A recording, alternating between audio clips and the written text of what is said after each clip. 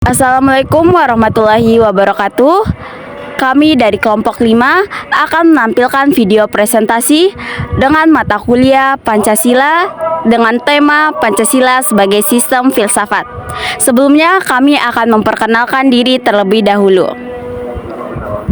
Perkenalkan, nama saya Ailsa Widiautari dengan NIM P0171124063.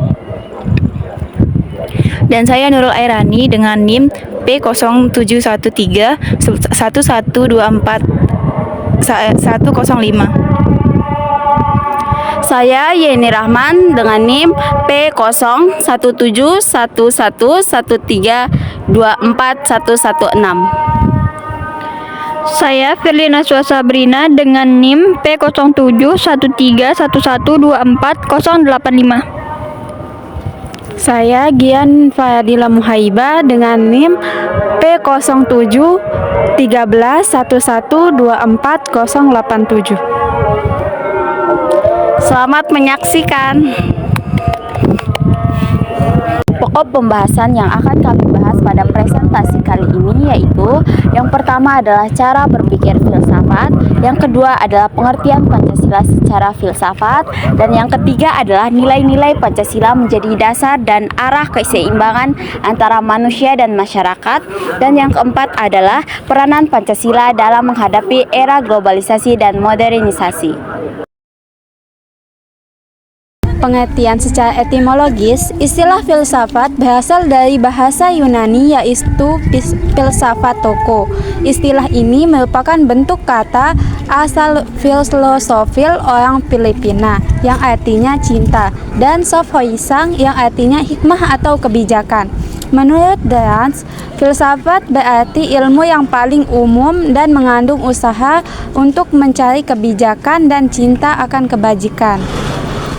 Hal-hal yang membuat manusia untuk berfilsafat, keheranan, kegengsian, dan kesadaran akan keterbatasan. Dua hal objek kajian filsafat. Objek material filsafat ilmu, yaitu segala sesuatu yang ada dan mungkin ada, baik materi fisik maupun materi psikis. Objek formal filsafat yaitu ilmu yang tidak terbatas pada yang mampu diindrawi saja, melainkan seluruh hakikat suatu baik yang nyata maupun yang tidak. Jenis-jenis sosialisasi yaitu kritis, radikal, konseptual, koheren atau runtut, rasional, menyeluruh, universal, spekulatif, bebas, dan reflektif dan implikatif.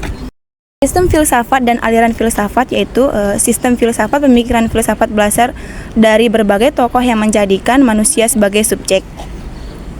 Perbedaan latar belakang, tata nilai dan alam kehidupan, cita-cita dan keyakinan yang mendasari tokoh filsafat itu melahirkan perbedaan-perbedaan mendasar antara ajaran filsafat. 3 aliran filsafat yaitu yang pertama, aliran meteoralisme, yang kedua, aliran idealisme atau spiritualisme, dan yang terakhir, aliran realisme. Pancasila sebagai filsafat mengandung pandangan, nilai, dan pemikiran yang dapat menjadi substansi dan isi pembentukan ideologi Pancasila. Secara ringkas, filsafat Pancasila merupakan refleksi kritis dan rasional tentang Pancasila sebagai dasar negara dengan kenyataan budaya bangsa. Aspek-aspek Pancasila sebagai filsafat ada 3. Yang pertama adalah aspek ontologi. Jadi, ontologi adalah bidang atau cabang filsafat yang menyelidiki makna yang ada atau eksistensi dan keberadaan, sumber, jenis, hakikat, termasuk ada alam, manusia, metafisika, dan alam semesta atau kosmologi. Bidang ontologi meliputi penyelidikan tentang keberadaan manusia, benda, alam semesta. Artinya, ontologi adalah menjangkau keberadaan Tuhan dan alam gaib seperti spiritual dan kehidupan setelah kematian atau alam di balik dunia maupun alam metafisika. Kedua adalah aspek epistemologi. Epistemologi adalah cabang filsafat yang menyelidiki asal-usul, syarat, susunan, metode, dan validitas ilmu pengetahuan. Epistemologi meliputi sumber pengetahuan, proses dan syarat terjadinya pengetahuan, serta batas dan validitas ilmu pengetahuan. Yang termasuk cabang epistemologi adalah matematika, logika, semantik, dan teori ilmu. Dan yang ketiga adalah aspek aksiologi.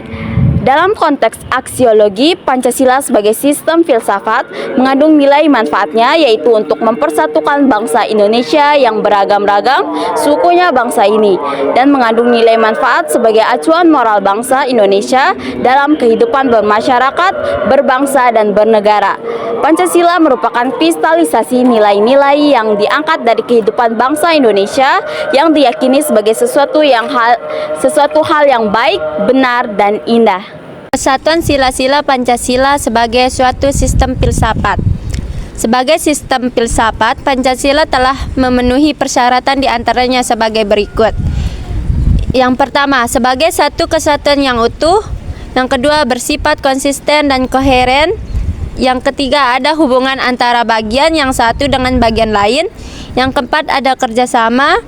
Yang kelima, semua mengabdi pada satu tujuan, yaitu tujuan bersama.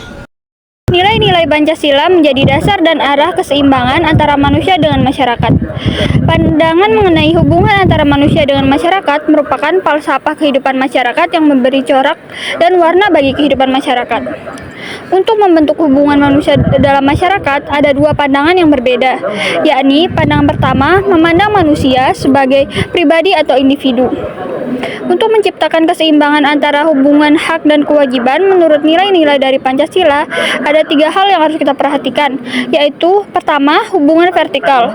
Hubungan vertikal yaitu hubungan manusia dengan Sang Penciptanya atau Tuhan Yang Maha Esa. Yang kedua, hubungan horizontal, hubungan manusia dengan sesamanya. Dan yang ketiga, hubungan alamiah yaitu hubungan manusia dengan alam sekitarnya. Peranan Pancasila dalam menghadapi era globalisasi dan modernisasi. Globalisasi dan modernisasi merupakan salah satu fenomena sosial mulai muncul sejak zaman reformasi. Fenomena ini membawa dampak baik maupun buruk terhadap Indonesia serta diiringi dengan kemajuan teknologi, informasi, dan komunikasi yang dahsyatnya dapat mengubah cara interaksi dan realitas masyarakat.